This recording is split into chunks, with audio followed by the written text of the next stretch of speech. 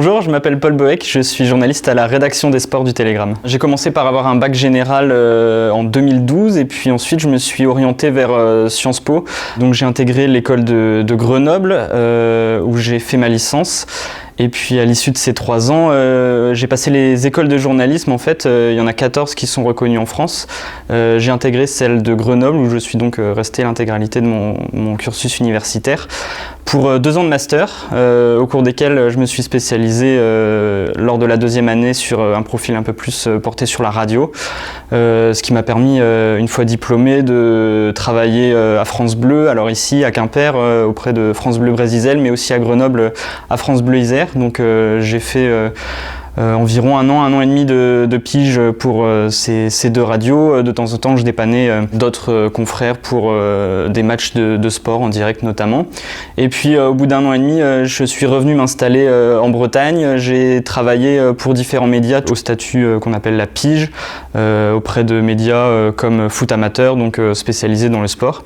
Et puis j'ai commencé au Télégramme en février 2018 plus exactement. Pendant à peu près 18 mois, j'ai tourné dans le Finistère, dans les différentes locales où j'ai fait plusieurs remplacements. Et puis au bout de ces 18 mois, visiblement mon profil a plu à la direction qui m'a proposé un CDI que j'ai accepté à la rédaction des sports du Télégramme, donc qui est basée au siège du journal à Morlaix, où je travaille depuis janvier 2020.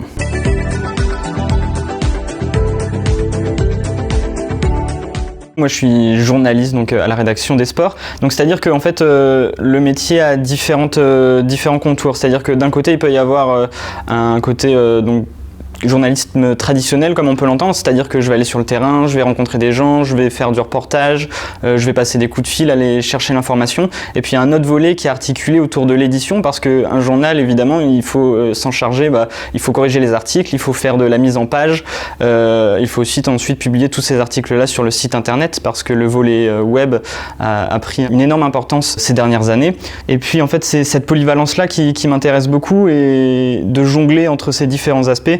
Puis surtout de rencontrer des gens parce que le métier propre du journalisme, c'est aussi de raconter les histoires. Nous, on est juste le relais en fait des histoires de vie que les gens nous racontent. Alors par le biais du sport évidemment, puisque c'est là où je travaille, mais l'intérêt et c'est ça qui est passionnant, c'est que les gens nous racontent leurs histoires et puis ensuite que nous, on essaye de les retranscrire au mieux aux lecteurs et aux internautes. Donc, parmi les personnes qu'on rencontre au cours de notre métier, en fait, il y a des parcours qui sont très divers et il y en a un qui m'a particulièrement marqué, je crois que c'était l'année dernière avant les Jeux paralympiques de Tokyo qui se sont déroulés donc en 2021, c'est celui de Catel Alençon qui est paracycliste et qui a participé aux Jeux paralympiques de Tokyo l'année dernière, qui a une histoire de vie incroyable. Elle vient d'une famille qui est passionnée par le vélo, elle en faisait quand elle était petite et elle a eu un grave accident qui l'a rendue handicapée en fait.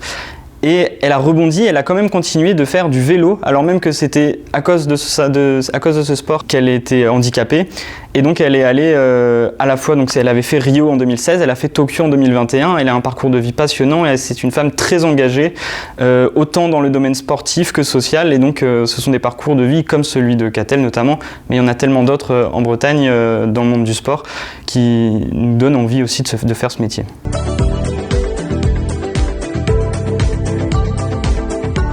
À l'heure en fait où les infox, c'est le terme un petit peu français, donc peut-être qui est plus connu sous le nom de fake news, ont jamais été aussi importantes, ou à l'heure où les réseaux sociaux ont une viralité telle qu'il est vraiment très compliqué parfois de passer outre, eh bien moi ce que je peux vous inviter à faire, c'est de suivre les médias traditionnels comme le Télégramme, la presse quotidienne régionale notamment, parce que c'est un repère à la fois de confiance et de proximité, parce que nous on est là au quotidien, tous les jours, je parle des sports évidemment, mais le cœur de notre métier c'est d'être au plus proche des gens, et le Télégramme, et comme la presse quotidienne régionale, est un marqueur de confiance. Et puis dans le sport, nous on a des projets où on essaye de parler des professionnels évidemment, mais aussi des amateurs, de ceux qui font le sport en Bretagne tous les jours. Je pense par exemple à des projets comme Ravito, où on a une émission liée au cyclisme en Bretagne toutes les semaines. On a un projet comme Foot Amateur, où on raconte des histoires des footballeurs amateurs tous les week-ends, leurs matchs évidemment, mais tout ce qui peut être lié